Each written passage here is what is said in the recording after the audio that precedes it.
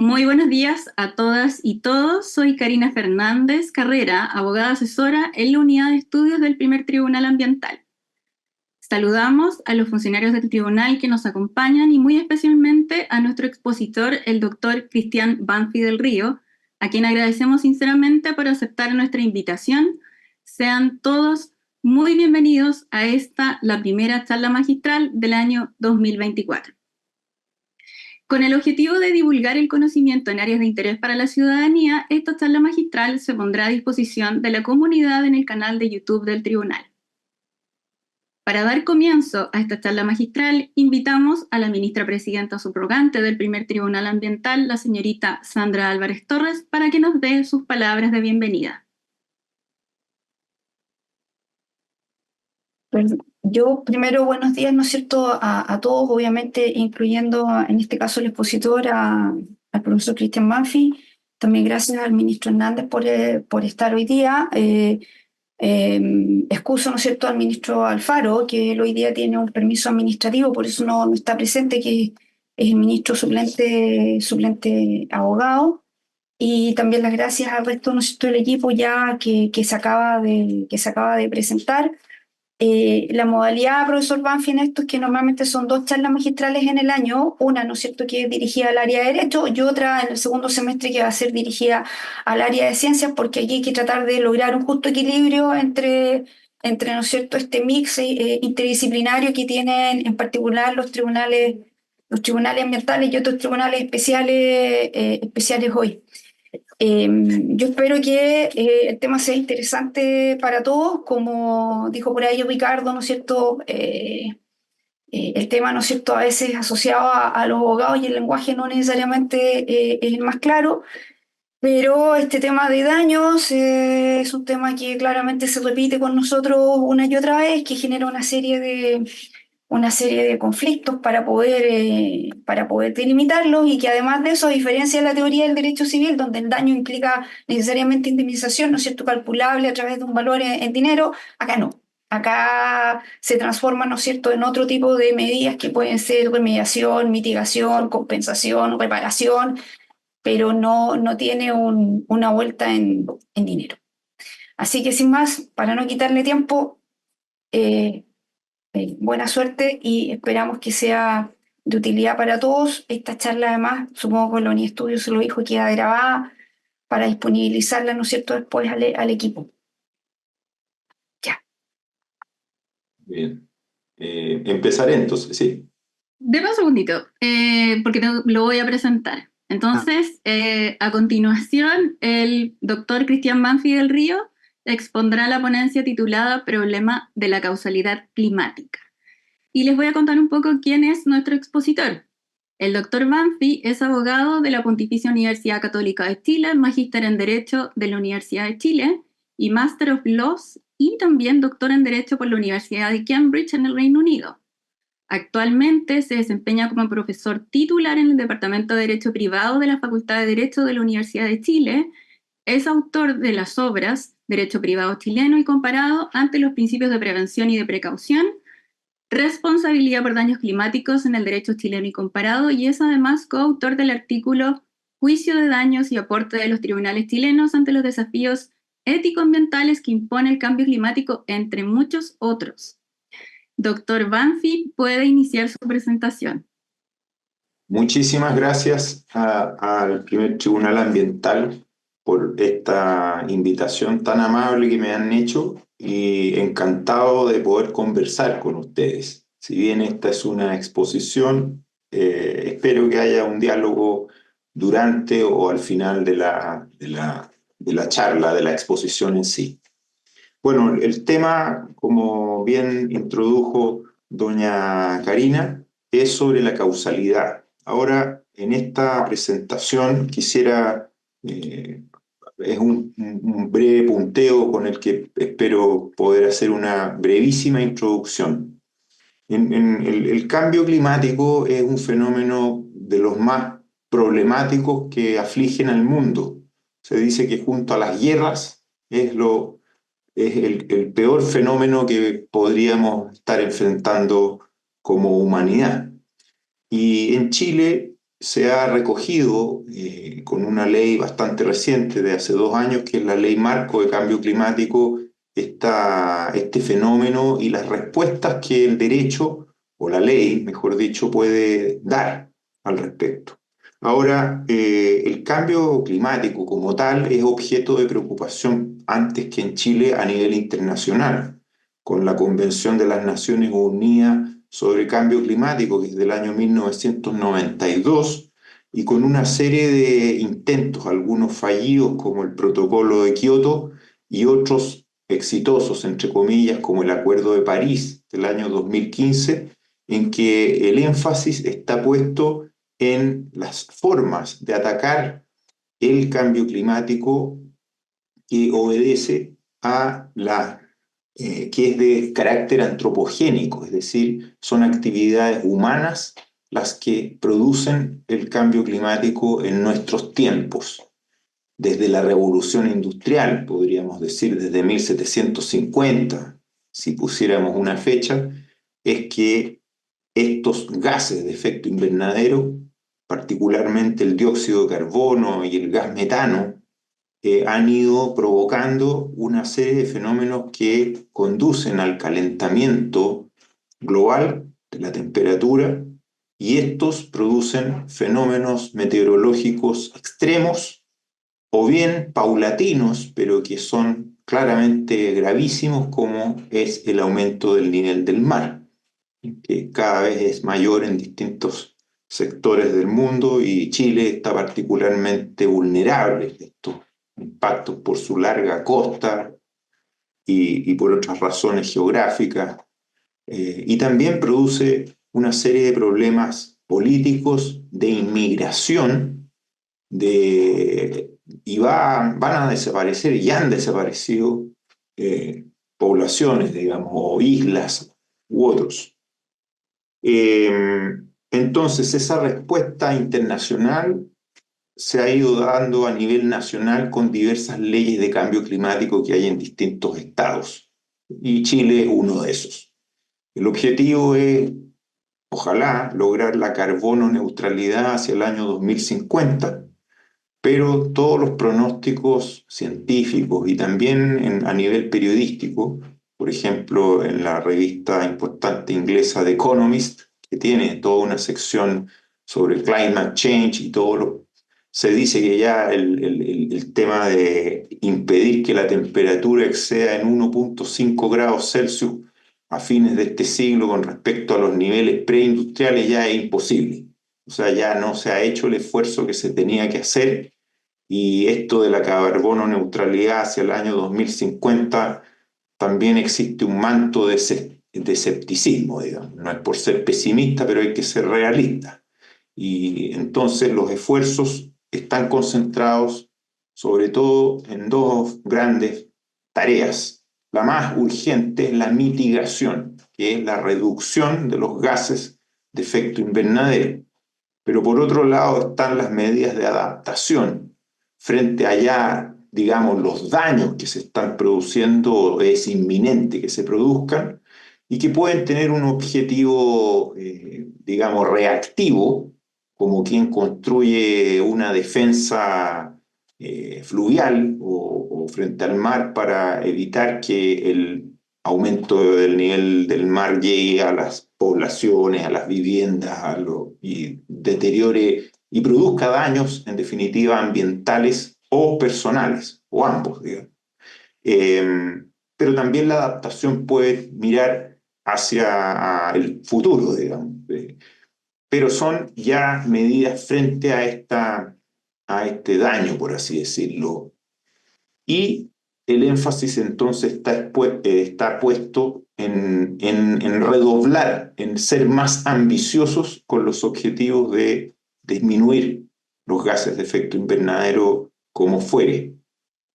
Estamos viviendo una serie de fenómenos, algunos extremos como sequías, inundaciones, incendios forestales, y otros más de índole, o huracanes particularmente intensos, u otros fenómenos, junto con cuestiones más bien periódicas o paulatinas, pero igualmente dañinas, como el ya mencionado aumento del nivel del mar. Desde un punto de vista de la causalidad, por así decirlo, habría que distinguir dos fases, o mejor dicho, dos aspectos. Hay una que se llama causalidad genérica y otra específica. Esta nomenclatura es poco conocida por los profesores de Derecho Civil, por los tribunales ordinarios de justicia, incluyendo la Corte Suprema, las Cortes de Apelaciones. Es extraño, yo no lo he encontrado que utilicen ese tipo de conceptos. En cambio, sí lo he hallado en fallos, he mirado fallos del segundo y del tercer tribunal ambiental donde se han utilizado en casos estos conceptos de causalidad genérica y específica, tratando de ser, digamos, simple y ojalá no incurriendo en un simplismo, digamos. La causalidad genérica se pregunta sobre si determinado hecho, antecedente o fenómeno puede o no, es susceptible o no de producir determinado efecto. Es decir, si tal o cual, por ejemplo, actividad industrial puede o no producir y con qué probabilidad, porque aquí el concepto de probabilidad es clave, en materia de causalidad, digamos, científica más que jurídica, no es determinística, digamos, es muy difícil establecer, yo creo casi imposible que tal hecho causó este otro, sino que más bien es qué probabilidad hay, más o menos, de que lo haya producido o de que lo pueda producir. En cambio, la causalidad específica, que es la que más concierne en un litigio y que es, por así decirlo, la causalidad de la que estamos conversando cuando hablamos de un juicio de responsabilidad por daño ambiental, por ejemplo, es si tal o cual actividad, proyecto, etcétera, produjo o no ese daño ambiental específicamente reclamado, cuya reparación en natura se solicita, ¿cierto? Entonces esa distinción es importante para el derecho, para, qué sé yo, condenar a un demandado a indemnizar perjuicios en la responsabilidad extracontractual o bien a reparar el daño ambiental en virtud de las normas legales, empezando por la Ley de Bases Generales del Medio Ambiente y otros cuerpos normativos que ustedes conocen. La cuestión central es determinar si el hecho imputado al demandado produjo o no el daño. Y para eso, el test o el criterio clásico es el de la conditio sine qua non, que ese término en latín significa la condición sin la cual. Es decir, más que una comprobación así física, se trata de una reflexión o razonamiento del tribunal en que él tiene que preguntarse, por así decirlo, si eliminado el hecho en cuestión, se habría o no producido el efecto que se produjo. Y eso se llama suprimir mentalmente, digamos, eliminar en la cabeza de uno e imaginarse un mundo hipotético. ¿Qué habría pasado si ese proyecto, esa actividad minera o la que ustedes quisieran, digamos, en un juicio potencial, no se hubiese realizado o se hubiese realizado de otra forma? Entonces, si se elimina esa antecedente, la pregunta es, ¿se habría producido el daño? Y ahí va a depender de las pruebas que se hayan rendido. Si el tribunal concluye que igual se habría producido el daño, quiere decir que esa actividad hecho antecedente no fue la causa. En cambio, si llega a la conclusión de que desaparecido en ese mundo contrafactual, hipotético, ese hecho, el daño tampoco se habría producido, quiere decir que ese hecho era la causa. Ya he tratado de simplificar esto, pero esta es la condición. Por eso es buena el nombre, a mí me gusta más que la equivalencia a las condiciones, que es un nombre que se le da a esta teoría, decir o hablar derechamente de la condición sin la cual, porque es más preciso. Pero también en derecho conocemos, perdonen y disculpen, ese criterio causal básico es el que permite establecer la causalidad en jurídicamente, es decir, si tal acto u omisión produjo o no tal consecuencia. Y esa es la causalidad que desde un punto de vista filosófico, científico y jurídico es la única, por así decirlo. Porque después viene otra pregunta que es puramente jurídica o normativa, no es, digamos, científica, sino que es normativa. ¿En qué sentido? Imaginémonos que sí, se establece ese nexo causal, que A causó a B, porque sin A, B no habría ocurrido, ¿cierto? Si se da por establecido eso, viene una pregunta ya normativa o jurídica que es, ¿y el demandado tiene que responder de todas las consecuencias que derivan de su hecho? Y entonces ahí viene lo que se llama el aspecto normativo de la causalidad, y que es el que permite determinar o poner un límite a la responsabilidad. Imaginémonos un caso fuera del derecho ambiental. Una persona, voy a poner un ejemplo un poco terrible, un hombre viola a una mujer. Entonces, si uno aplicara en forma extrema el criterio de la condición sin la cual, uno tendría que llegar a la conclusión de que la causa de ese crimen o delito fue la concepción del violador por sus padres. Es decir, digamos, la única y por lo tanto los padres, por así decirlo, tendrían que responder de los perjuicios que materiales, morales, etcétera, ese delito espantoso le ha causado a esa mujer. Porque en realidad la única condición sin la cual este hombre no estaría ahí es, digamos, la más remota, es su concepción, ¿cierto? Es su existencia, digamos, en el mundo.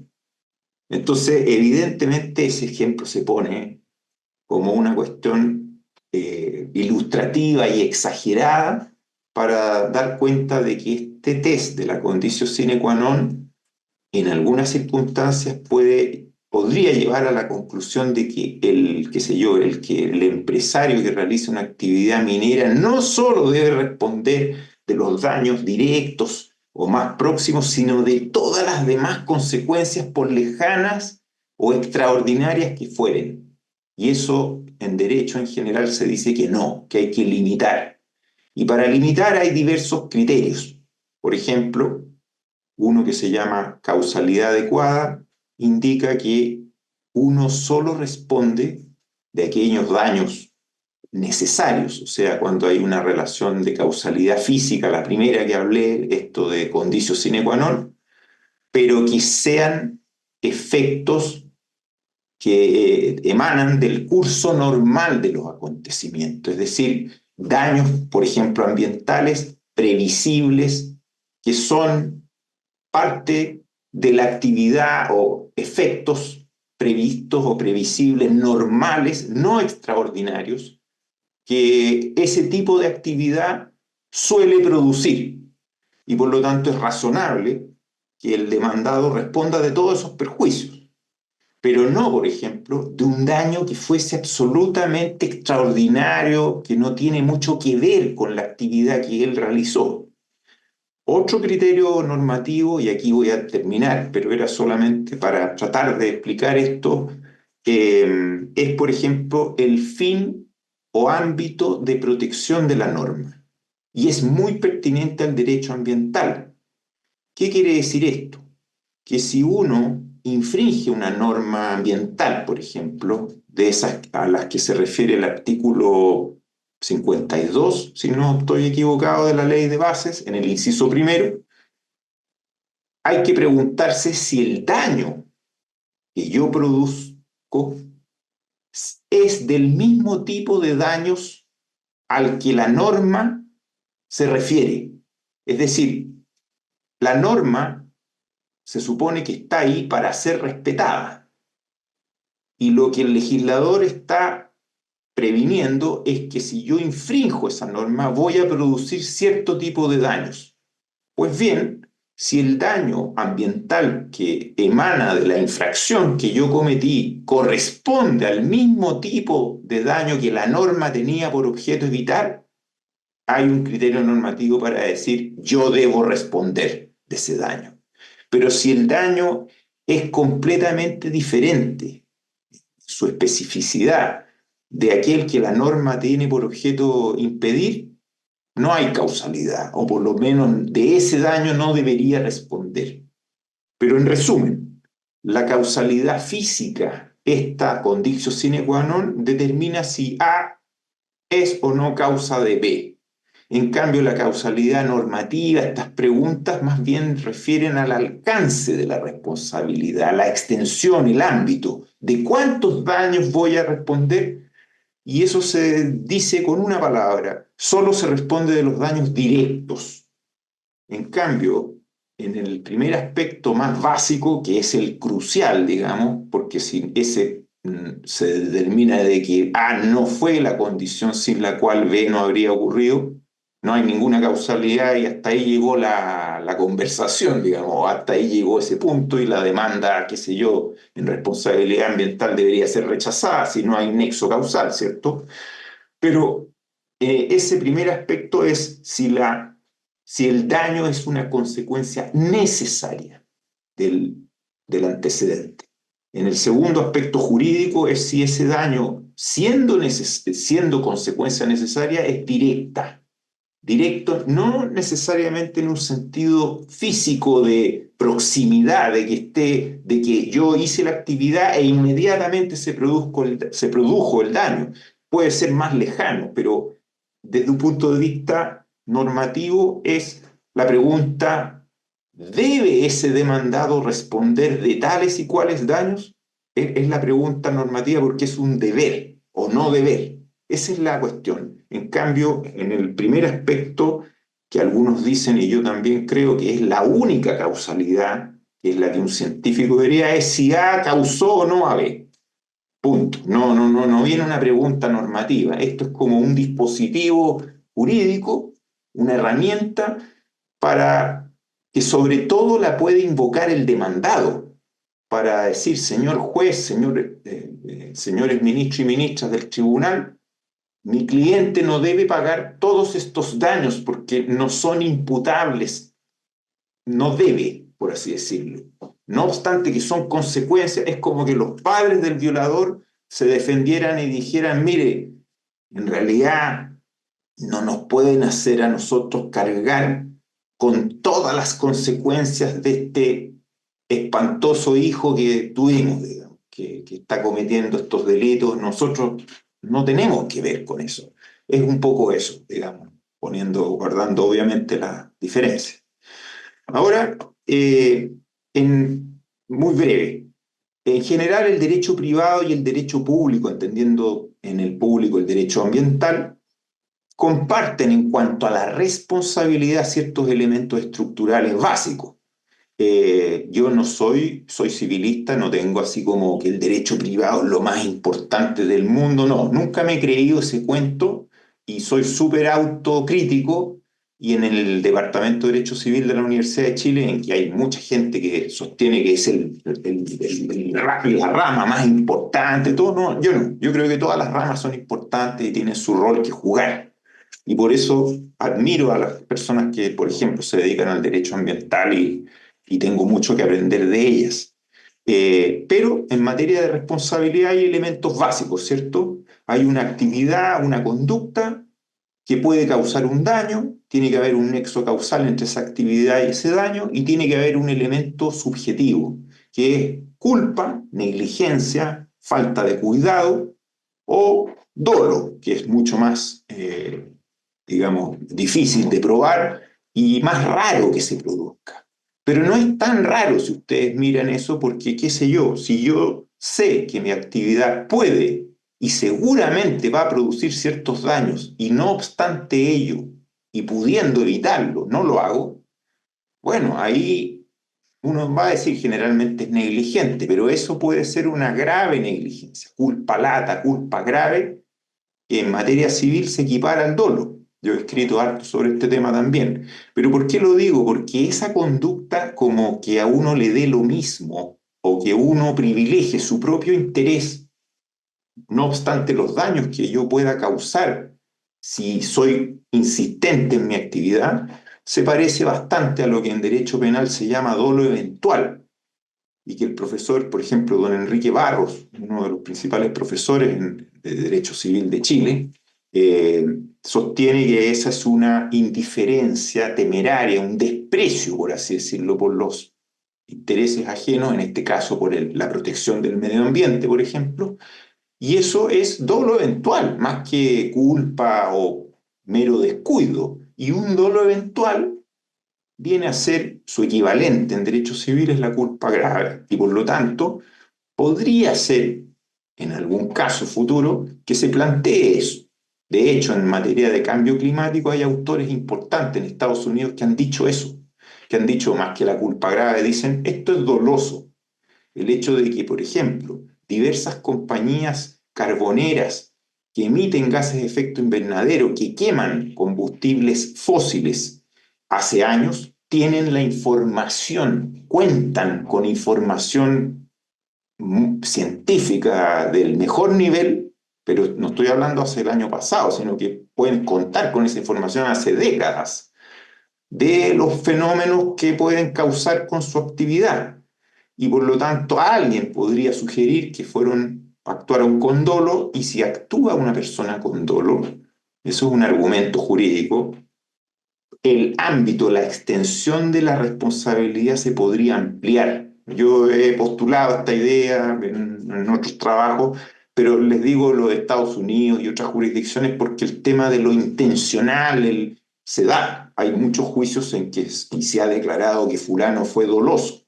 Por lo tanto, doloso no es solamente cuando una persona tiene mala intención contra otra, sino que puede ser una persona que es desconsiderada en ese sentido, que pudiendo evitar un daño lo causa igual, porque le conviene económicamente, porque es muy caro tomar ciertas medidas y que me da lo mismo, y que evalúan el riesgo de ser condenado, por ejemplo. Entonces, eso es importante considerar. Bueno, los elementos en general de la responsabilidad extracontractual y ambiental son similares. La diferencia es que en el caso de la responsabilidad civil es un daño personal, entendiendo por daño personal a la persona, a la integridad física, psíquica, a la vida de la persona, o bien al patrimonio, qué sé yo, un predio inundado producto de un cambio climático. Evidentemente que causa diversos daños al dueño de ese predio, pero también, paralelamente, puede causar, y tal vez el primer daño que causa es ambiental, y por lo tanto ahí tendría que ver la responsabilidad por daño ambiental eventualmente. Entonces, en un futuro, digamos, más próximo que lejano, en Chile pueden darse casos de daños climáticos que sean conocidos en sede, digamos, civil, desde el punto de vista de la indemnización de perjuicios, y en sede ambiental, de los tribunales ambientales, como ustedes podrán intuir. Me voy a saltar esto de las acciones que hay porque... hay una cuestión importante que pudiera agregar, que es cómo probamos esa causalidad. Entonces, hoy en día hay estudios que establecen o han llegado a establecer nexos causales entre determinados emisores de gases de efecto invernadero, de determinadas compañías emisoras, y a nivel mundial hay un estudio importante del año 2014 que se ha ido complementando y actualizando, que está el récord de de las 90 mayores emisoras del mundo. Y la lista la encabezaba hasta hace unos años Chevron, pero hoy en día es otra empresa árabe, una que se vino a Chile, no me puedo acordar el nombre, ahí me pueden ilustrar después, pero estamos hablando, por ejemplo, Chevron tenía algo así como el 3,5% del total de emisiones de gases de efecto invernadero que contribuyen estas 90 carbon majors, que son las mayores empresas de producción de combustibles fósiles, de quema de combustibles fósiles y de emisiones de gases de efecto invernadero, ese ranking lo encabezaba esa con un 3.5, por ejemplo. Entonces esa información es muy valiosa. ¿Y qué ocurre? Que ahí tiene mucho que ver también la ciencia de atribución, que permite vincular determinados impactos ambientales a determinadas causas. Pero hay estudios que han ido incluso más allá y han establecido hasta cierto punto, cierta conexión causal entre tales y cuales fuentes emisoras y tales y cuales cambios climáticos específicos. Entonces hay avances a través de esta ciencia de atribución. Pero en el derecho también, y el Tribunal Ambiental los conoce, hay formas de aliviar al demandante de daño ambiental de la pesada carga que implica probar la causalidad. Y estos criterios, disculpen, o estos mecanismos se dan en la jurisprudencia extranjera y en Chile. Por lo tanto, se pueden comparar. No es que sea algo así que ustedes no conozcan. Uno son las presunciones judiciales, ¿cierto? A partir de hechos conocidos se desprende un hecho desconocido a través de un proceso. La presunción judicial es un medio de prueba, pero eminentemente es un razonamiento lógico, ¿cierto? Que el tribunal hace generalmente en la sentencia final, en la sentencia definitiva, a partir de hechos conocidos que han sido demostrados en el proceso, digamos, durante el juicio, y hace esas conexiones lógicas para deducir circunstancias que no eran conocidas. Y entonces hay presunciones. Algunos plantean, por ejemplo, que de la causalidad genérica o la causalidad genérica podría servir como un indicio de la causalidad específica. Es decir, si A probablemente o tiene una importante probabilidad de producir un fenómeno B y en el caso concreto se produjo B y el que realiza la actividad A es el demandado, perdón, a partir de esa causalidad genérica tal vez se pueda construir o llegar a la conclusión de que específicamente ese demandado produjo ese daño. Entonces, digamos, estoy diciéndolo en forma muy simple, es mucho más complejo lo que he dicho, pero podría ser. Y lo otro es la famosa inversión de la carga de la prueba. Y con respecto a esto, solo un punto. El polémico artículo 52, inciso segundo de la Ley de Bases. Como ustedes bien sabrán, hay jurisprudencia al gusto del consumidor. No es tan así. En general, yo he estudiado harto los fallos del segundo y del tercer tribunal ambiental en casos de responsabilidad por daño ambiental. Entonces, una interpretación, que es la interpretación, digamos, más convencional y que la adoptan, por ejemplo, el profesor Jorge Bermúdez en su libro importante Derecho Ambiental del año 2017, el profesor Hernán Corral Talchiani en Derecho Civil, es que hay que probar el nexo causal tanto en la responsabilidad ambiental como en la responsabilidad civil. El hecho de que el inciso segundo del 52 hable de indemnización no significa que se refiera a la extracontractual y no a la ambiental. Está usada esa expresión, digamos, en términos más genéricos. Esa es una interpretación. Y por lo tanto hay que probar el nexo causal. Si no hubiese que probar el nexo causal imaginémonos que el demandado ha infringido alguna de estas normas ambientales de emisión, esas a las que se refiere el inciso primero, donde dice que se presume la responsabilidad, ¿cierto? Entonces prácticamente no habría nada que probar en el juicio. O sea, creo yo, digamos. Por eso yo pienso que soy favorable a que hay que demostrar el nexo causal. Pero otra interpretación, que es la que defiende sobre todo el profesor Jorge Femenías, que tiene el único libro que hay en Chile sobre responsabilidad por daño ambiental, que era su tesis doctoral, él sostiene que no, que hay diversos argumentos del texto, que indemnización significa indemnización y daño ambiental no está ahí, y que hay que entender presumido el nexo causal a partir de la infracción de la norma. O sea, la infracción de la norma, como ustedes saben, da lugar a la culpa infraccional, es decir, yo no tengo que demostrar la culpa del demandado si él infringió una norma y que tiene por objeto evitar el tipo de daño que él finalmente causó. Listo, descartada la prueba de la culpa. Y el inciso segundo permitiría, de la misma infracción, presumir, digamos, en forma simplemente legal. Esto para los no abogados significa que uno puede probar lo contrario, obviamente. Es decir, el demandado podría probar que él no causó el daño porque lo causó C, digamos. Evidentemente que uno no puede probar una negación indefinida, ¿cierto? Pero puedo probar el hecho positivo contrario, es decir, yo no causé el daño porque lo causó otra persona, o un caso fortuito, fuerza mayor, o un tercero, ¿se entiende? Entonces, eso es lo que produce el problema en el artículo 52.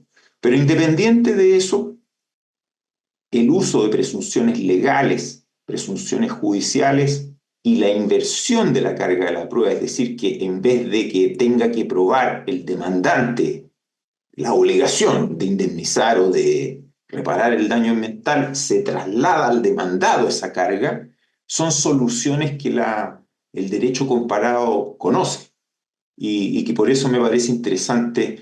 Digamos, no obstante las grandes diferencias que hay, por ejemplo, entre el sistema de derecho de Inglaterra, de Estados Unidos, que es el common law, con respecto a Chile, y hay distintas acciones que no conocemos acá, y nosotros tenemos ciertas acciones que ellos no tienen, es perfectamente posible, y se hace, establecer equivalentes funcionales, es decir, acciones, por ejemplo, que en Chile permiten o hacen en la práctica o logran ciertos resultados que en Estados Unidos se logra con otra acción, que tiene otro nombre y que no es idéntica.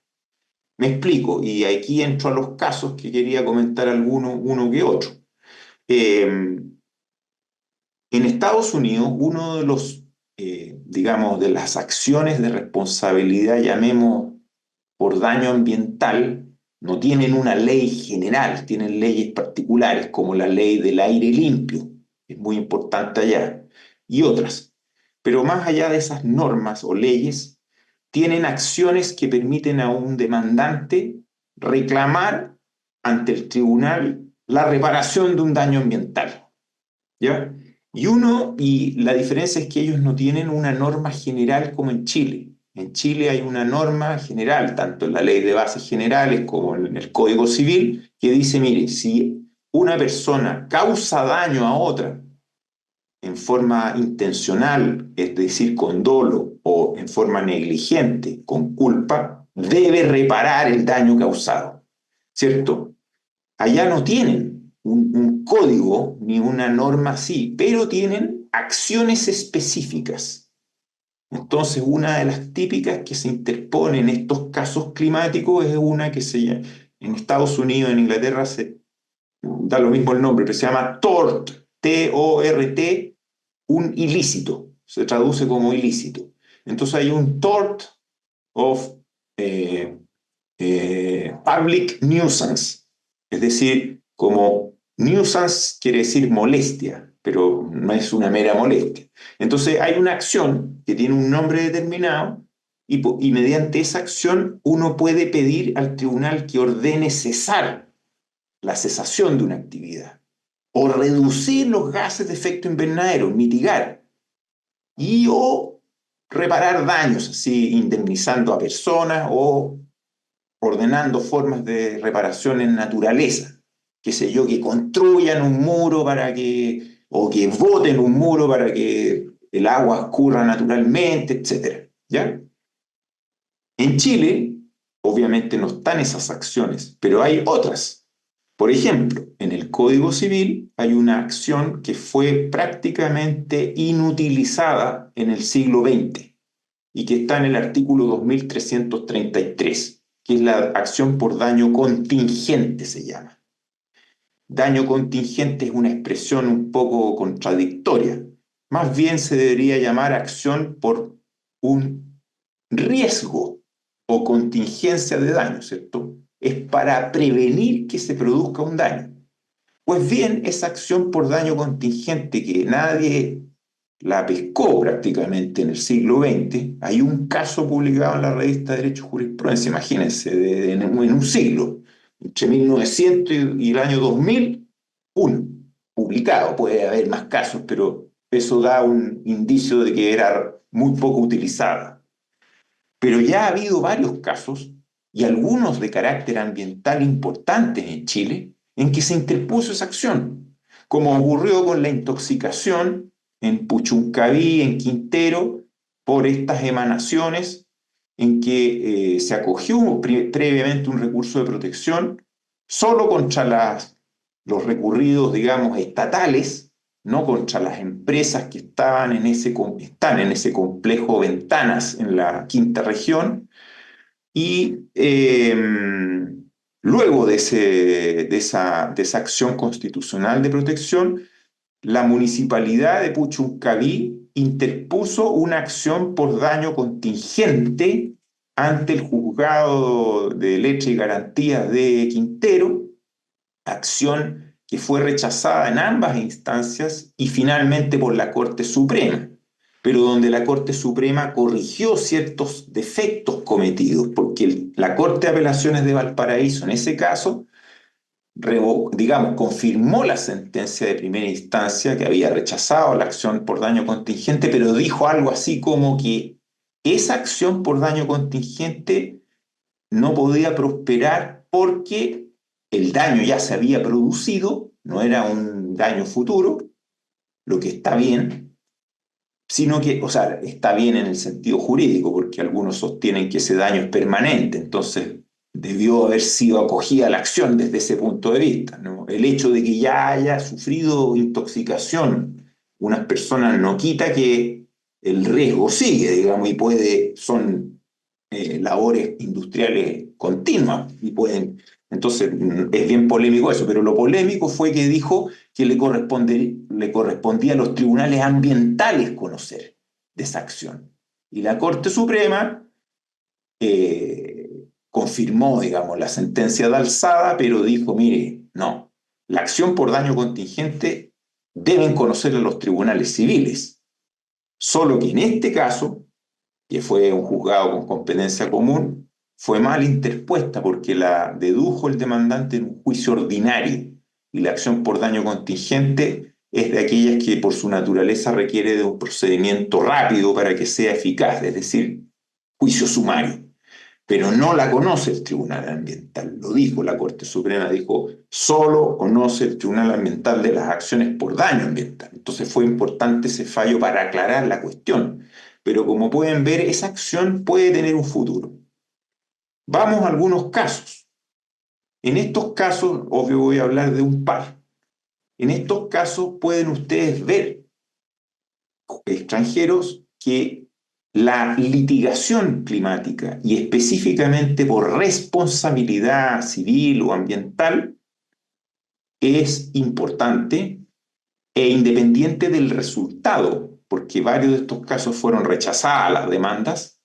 La doctrina, los autores, la jurisprudencia y personas que no son abogados valoran la litigación climática per se, porque ella ayuda a tomar conciencia del fenómeno, del problema, y hay diversos tipos de casos climáticos. Los que yo voy a mencionar ahora son casos de daños, pero hay muchos casos que, qué sé yo, que los interponen generaciones actuales de jóvenes, como Greta Thunberg y otras personas así.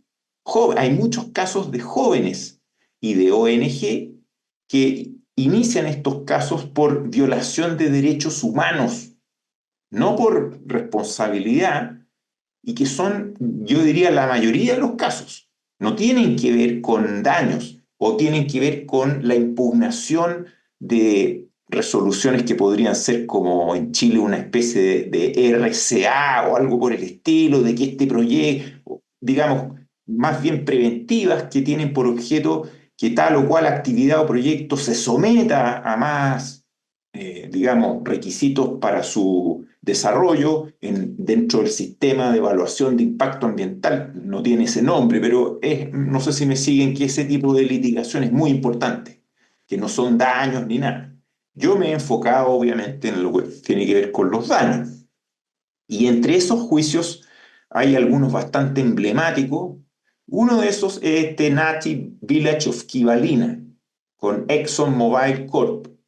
Es contra Exxon fue contra Exxon, perdón, y contra diversas otras grandes compañías petroleras, muchas de ellas establecidas en Estados Unidos.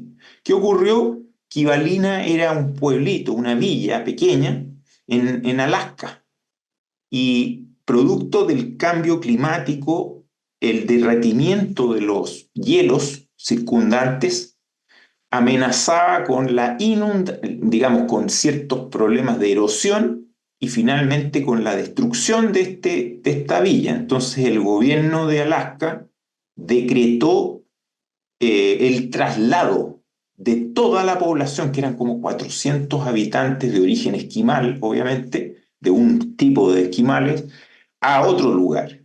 Imagínense el costo, los gastos, digamos, son como especie de daños de adaptación, si ustedes quieren, más que con mitigar, que la embarrada ya estaba hecha. Disculpen que hable en forma a veces poco jurídica y muy coloquial, pero creo que es más gráfico. Y ese traslado eran daños y perjuicios. ¿Y qué hizo la villa en sí y otros entes? Demandaron a estas compañías petrolíferas la indemnización, el pago de cantidades de dinero que iban enfocadas a la adaptación. ¿Y qué ocurrió? Que el tribunal, en primera instancia, en segunda y finalmente la Corte Suprema la Corte Suprema de Estados Unidos rechazó un recurso de certiorari, que es una especie de recurso final, y la Corte Suprema, que está en Washington, decide si ve o no los casos, digamos, por así. Es como nuestra Corte Suprema, pero ve muchísimos menos casos, porque la Corte Suprema de Estados Unidos es más parecida a nuestro Tribunal Constitucional que a la Corte Suprema nuestra. Pero como sea, ve pocos casos, o mucho menos de los que uno podría imaginarse. La cosa es que se rechazó la demanda en todas las instancias. ¿Por qué se rechazó la demanda? Primero, porque no se probó el nexo causal entre esas emisiones de gases de invernadero de esas demandadas y el riesgo de cambio de emplazamiento y de la erosión, que era el fenómeno que hizo necesario, digamos, trasladar el pueblo completo. No se probó ese nexo causal.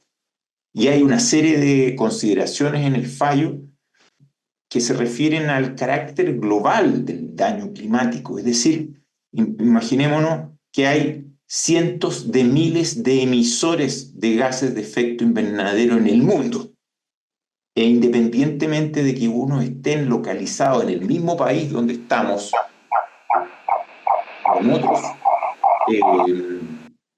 independientemente de eso, es muy improbable establecer la conexión causal entre esos emisores y los daños específicamente alegados, en este caso el daño a Kivalina, digamos, al pueblo, por un lado. Y el otro criterio importante en ese fallo, porque los gases de efecto invernadero, disculpe, se mezclan en el aire, circulan, y entonces es altísimamente probable que, aunque yo tenga al lado de mi casa, en mi barrio, qué sé yo, a Endesa, estoy nombrando a una empresa así, no porque, a cualquier emisor de una central termoeléctrica que usa combustibles fósiles para producir energía eléctrica, al lado de mi casa, es muy probable que los daños así, digamos, climáticos, que no tengan nada que ver con ese actor, porque no necesariamente esos gases de efecto invernadero van a afectar digamos, a las personas y medios ambientes circundantes. Podrían afectar, qué sé yo, al otro lado del planeta. Y de hecho los grandes emisores, como ustedes saben, a nivel estatal, son Estados Unidos, China, India. En Brasil, con el tema de la destrucción del Amazonas y su reemplazo por suelos ganaderos, digamos, con todo el gas metano que se desprende de ese tipo de actividad agropecuaria, obviamente también son un contribuyente importante al cambio climático. Entonces uno diría, ¿y Chile o las empresas qué tienen que ver? Probablemente casi nada tienen que ver, creo yo, de verdad.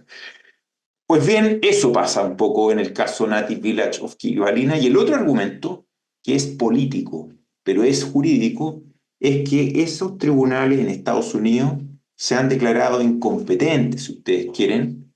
No lo dicen así, pero dicen, sí, básicamente es lo mismo, que este problema del cambio climático es un asunto legislativo y que le concierne al Parlamento, al Congreso, a los legisladores, regularlo. Yo, tribunal, no tengo las capacidades o esta mirada, digamos, de gran aliento que tienen los parlamentarios cuando están discutiendo una ley. Ellos tienen que conocer de ese problema. Y esta cuestión ha sido muy crucial en Estados Unidos. Este argumento que sale de la causalidad es muy importante para explicar por qué se han rechazado los casos. El otro caso típico de Estados Unidos más antiguo es este caso Comer versus Murphy Oil, que fue por el huracán Katrina. El huracán Katrina causó daños devastadores, digamos, al medio ambiente en el Golfo de Mississippi y en varios estados, no solo en Mississippi, qué sé yo, en Luisiana, en New Orleans, en diversos lugares, espantosas muertes, muchas, y daños, por ejemplo, a todos los que son los pescadores, no solo artesanales, sino a nivel industrial. Y demandaron a las compañías petroleras y que están localizadas muchas de esas ahí, en los mismos sectores o zonas. Por ejemplo, propietarios de predios cercanos al mar por el aumento del nivel del mar, pero por el fenómeno del huracán en sí, porque su intensificación es uno de estos fenómenos meteorológicos extremos que son absolutamente vinculables al cambio climático, eso a su vez al calentamiento global y en definitiva a fuentes emisoras de gases. Pues bien, la demanda fue rechazada. Nuevamente, no se demostró el nexo causal, ni tampoco, y también se estableció esta idea política de que esto no me incumbe a mí resolver.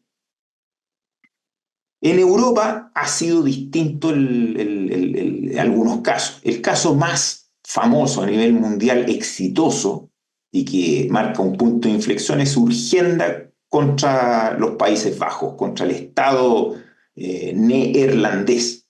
Este caso fue finalmente fallado por la Corte Suprema de los Países Bajos el año 2020, pero fue acogida la demanda en la primera y segunda instancia.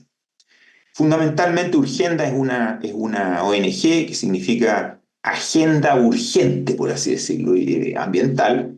Interpuso una demanda de responsabilidad extracontractual contra el Estado de los Países Bajos, contra el gobierno, sosteniendo que, si bien es cierto, ellos estaban cumpliendo con ciertas metas adquiridas en el Acuerdo de París de reducción de los gases, o sea, mitigación, eran insuficientes para lograr, digamos, la carbono neutralidad finalmente el año 2050, y por lo tanto el Estado había sido negligente, si ustedes quieren, como una especie de falta de servicio del Estado, porque debió haber reducido más, y por lo tanto no demandaron el pago de daños y perjuicios, sino que una cuestión mucho más importante, que es ordenarle al Estado que reduzca más los gases de efecto invernadero.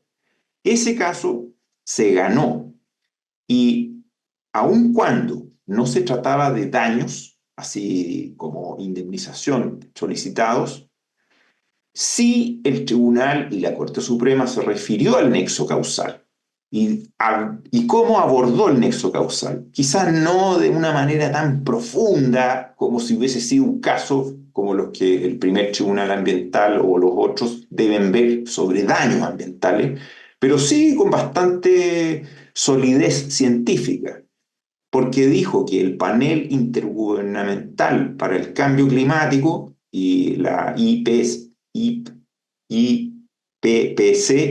y también las COP, todas estas conferencias de las partes anuales y los informes que emite el panel intergubernamental, que son informes científicos, establecen cada vez con más fuerza evidencia científica de la conexión entre las emisiones y los cambios climáticos, y que esa es una causalidad que permite establecer, vincular, y por lo tanto hay un nexo causal entre la falta de medidas de mitigación más ambiciosas y los efectos que está produciendo en los Países Bajos esta omisión por parte del Estado. Y citó normas del Código Civil de los Países Bajos, como quien citara normas del Código Civil chileno sobre responsabilidad, y eso fue interesante. Pero la base de la condena no solo fue normas jurídicas civiles de responsabilidad, sino el Tratado de Derechos Humanos, la Convención Europea sobre Derechos Humanos, que nuestro símil sería la Constitución Política de la República, no solo el artículo 19, número 8 del derecho a vivir en un medio ambiente libre de contaminación, sino que también el derecho a la vida, a la integridad física y psíquica. Esos fueron los argumentos, digamos, de derechos fundamentales en que se sustentó este fallo importante. El otro caso, parecido, pero esta vez contra un privado, es una ONG que se llama Milieu Defensie, y nuevamente este juicio fue litigado en los Países Bajos contra la Royal Dutch Shell, contra esta tremenda compañía emisora de gases, digamos, petrolera. El caso está con una apelación pendiente, pero lo interesante es que el fallo de primera instancia del año 2021 acogió la demanda. La demanda tiene por objeto, similarmente a Urgenda, que la Shell disminuya sus gases de efecto invernadero, porque estas compañías tienen compromisos, tienen metas de reducción y de transformación a, no sé cómo lo van a hacer, a energías renovables no convencionales. No sé qué pasa con estas compañías, de verdad, así dentro de mi ignorancia. Pero sí demandaron disminución de gases de efecto invernadero. Y les fue bien en primera instancia. Estableció la Corte, igual que en el caso Urgenda, que hay un deber de cuidado, un deber de disminuir las emisiones, deber que se basa en normas del Código Civil, en normas ambientales y en los tratados de derechos humanos. O sea que existe una obligación, así como el Estado debe hacer, y aquí tienen que ver, disculpen, los principios precautorios y preventivos también, tienen que ver. También los privados tienen esto. Entonces ahí tienen dos ejemplos de casos exitosos. Y exitosos porque a diferencia de los dos casos norteamericanos, aquí no se trata de reparar daños en sentido, digamos, indemnizatorio, o aunque fuera en sentido naturaleza, sino más bien de medidas que pueden ser consideradas o preventivas o reparación en naturaleza, pero que son similares. Disminuir algo es una medida, digamos, de reparación en naturaleza, en sede civil, en sede ambiental.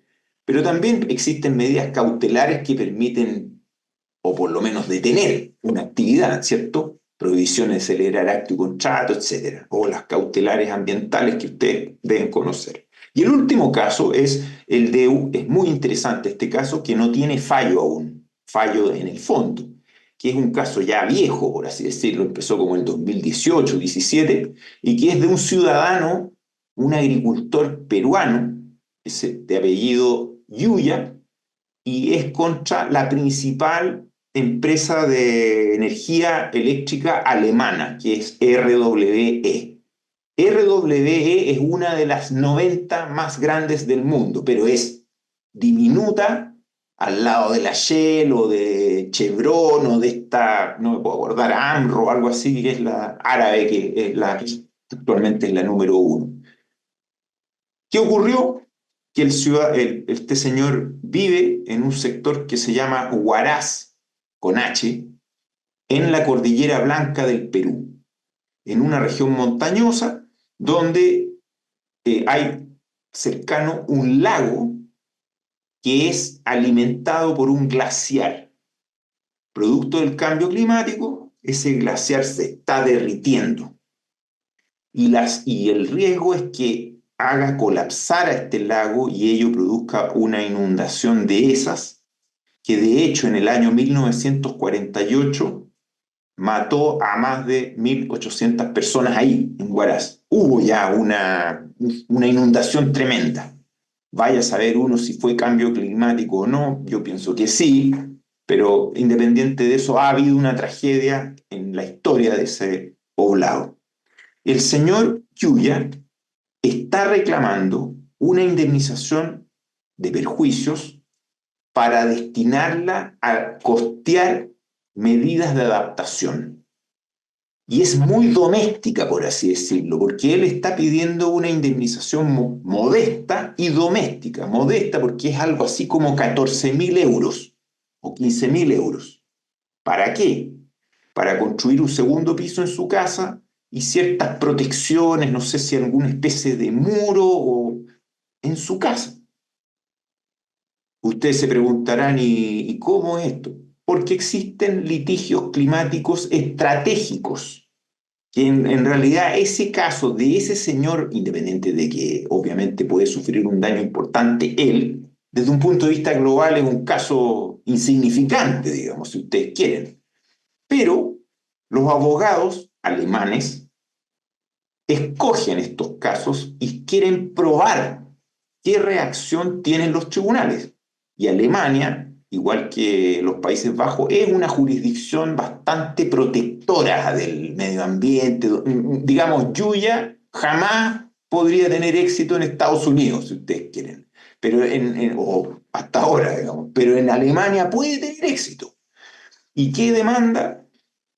Un porcentaje igual a la participación de RWE en las 90 mayores emisoras del mundo, que es como el 0,47%, pero el 0,47 corresponde, los 14.000 euros, al 0,47 de los costos de adaptación totales de Huaraz. Lo que ocurre es que el pueblo como tal también tiene que tomar medidas de adaptación. Imaginémonos que esas medidas de adaptación son algo así como 3 millones de euros. Y Yuya está diciendo, señor juez, ordene a RWE que me pague una indemnización proporcional, que es 0,47, la misma porcentaje en que contribuye al cambio climático esa empresa a nivel mundial, aplique ese 0,47 en la cantidad total de gastos y costos que va a salir a adaptarse en Huaraz al cambio climático, que son 3 millones de euros, por 0,47, ahí llegamos a los 14.000, quizás estoy equivocado en la cifra exacta, pero no es más de 20.000 euros. Eso es lo que está demandando Yuya, nada más. ¿Cómo le fue? En todos estos tribunales hay un examen previo, el procedimiento, que es que si se ve o no si el caso es factible. Es como que el tribunal puede, digamos, declarar inadmisible de plano una demanda si ve que este caso no tiene ni una opción de ser acogido. Lo que sería útil en Chile, creo yo, digamos, pero no existe, digamos. Entonces el tribunal en Estados Unidos y allá en Alemania dice, primero, ¿hay un caso plausible? Y el tribunal de primera instancia dijo que no. ¿Por qué? Porque probar el nexo causal entre las emisiones de RWE, que dicho sea de paso, ni siquiera tiene operaciones en Perú, es una compañía que está en Alemania, podría haber elegido cualquier otra, probar la conexión causal entre esas emisiones y el daño que está reclamando Yuya es imposible. digamos, ni la inteligencia artificial, yo creo, puede determinarlo. Dijeron, no, no hay caso. ¿Qué hicieron los abogados? Buenos abogados tiene Yuya. Apelaron. Y la Corte de Apelaciones del Estado respectivo determinó que sí había un caso plausible. Eso fue el año 2022. Y luego de eso, el tribunal dictó una resolución en que establece una serie de instrucciones, perdón, la Corte de Apelaciones ordenó al tribunal de primera instancia tramitar el juicio y pasar al periodo de prueba. Y en el periodo de prueba, el tribunal de primera instancia determinó, digamos, designó ciertos peritos, no a petición de, digamos, peritos nombrados por el tribunal directamente, que tienen que responder una serie de preguntas científicas de las conexiones causales entre todos los, digamos, desde que usted sabe si existe causalidad genérica entre las emisiones de algún emisor y los cambios climáticos, hasta preguntas muy específicas de si, qué sé yo, las medidas que propone el demandante tomar, construir un segundo piso, etc., son o no adecuadas, son medidas de adaptación adecuadas o no, hasta ese nivel de específico, desde lo más genérico. Y obviamente varias de esas preguntas sobre el nexo causal, cada vez más en detalle, hasta establecer, por ejemplo, una pregunta si RWE causó o no el daño que está reclamando, el riesgo de daño del señor Yuya. Y en eso estamos, porque el año 2022 los peritos, después de la pandemia que atrasó todo, hicieron una visita a Huaraz, fue el tribunal, fueron los abogados de las partes, fueron los peritos, y hasta hoy sigue pendiente el informe que evacúen los peritos ese informe. ¿Cuál es la conclusión de todo esto? Que, bueno, hay casos que demuestran la utilidad de demandar, sobre todo en el ámbito de mitigación, en el ámbito de la reparación de daños ambientales. Para mí surge una enorme interrogante, porque ¿qué ocurre? Que uno podría llegar a indemnizar o a reparar daños en naturaleza haciendo un ejercicio intelectual y probatorio muy exigente y quizá forzando las cosas, porque hay que hacer una serie de saltos, por así decirlo, lógicos, para llegar a decir, sí, este demandado causó tales o cuales daños ambientales. Hay que hacer un esfuerzo, digamos, justificatorio en la sentencia bastante formidable y romper con ciertos criterios clásicos, que son los de la causalidad. ¿Por qué? Porque hasta hoy de verdad no es posible establecer ese nexo causal, digamos, estrictamente el nexo causal que ustedes y yo estamos imaginando, ¿no? O sea, si A causó B, no lo creo. A lo más uno podría decir algo así como A probablemente causó el daño B.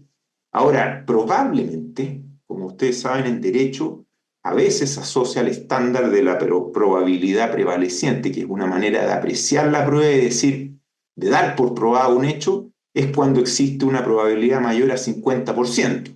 O sea, cuando es más probable que A haya causado B a que lo haya causado C, digamos. Y eso significa establecer una probabilidad de 0,5. Pero en materia científica, y ahí me pueden ayudar los expertos que aquí se han presentado, las probabilidades son mucho menores, pero eso no significa que sean insignificantes. O sea, puede haber una probabilidad del 10% y para un abogado como yo, bien inculto, ignorante, diría, no, pero eso no es nada. Pero científicamente puede ser relevante. Entonces, este tipo de criterios hay que, digamos, habría que echar mano a ese tipo de criterios con pruebas científicas apoyadas para poder algún día llegar a establecer ese nexo causal. En suma, creo yo que el futuro de esto está más bien por las acciones de reparación en naturaleza que dicen relación con mitigación. Yo pienso que por ahí va la cosa, en términos de responsabilidad. Es por decirles en síntesis, de estos casos, un caso como Urgenda se podría dar en Chile. y podría tener éxito contra el Estado de Chile por falta de servicio, pero también un caso como el Milieu Defensi contra la Shell, es decir, de una ONG u otro contra un privado, un particular, para que reduzca más los gases de efecto invernadero, que eso es lo que se está atacando a nivel urgente. Por otro lado, los casos que a mí más me interesaban como civilista, como el de Yuya o como el de los dos primeros que les comenté de Estados Unidos, es decir, de daños mismos, yo los veo súper poco, les veo un futuro no muy promisorio por ahora en Chile. Entonces a un abogado estratégicamente tal vez no le conviene matricularse con eso, sino que pedir derechamente medidas de mitigación. Eso podría hablar, y disculpen que yo creo que me excedí muchísimo el tiempo, espero que haya sido claro. Sí, bueno, con todo lo que hemos conversado hoy día, damos por finalizada esta charla magistral, reiterando los agradecimientos al doctor Cristian Banfi del Río por el tiempo que nos ha brindado y por la generosidad que ha tenido en compartir sus conocimientos y las investigaciones que ha realizado con todo el equipo del tribunal. Muchas gracias a todos por su atención y que tengan un muy buen día.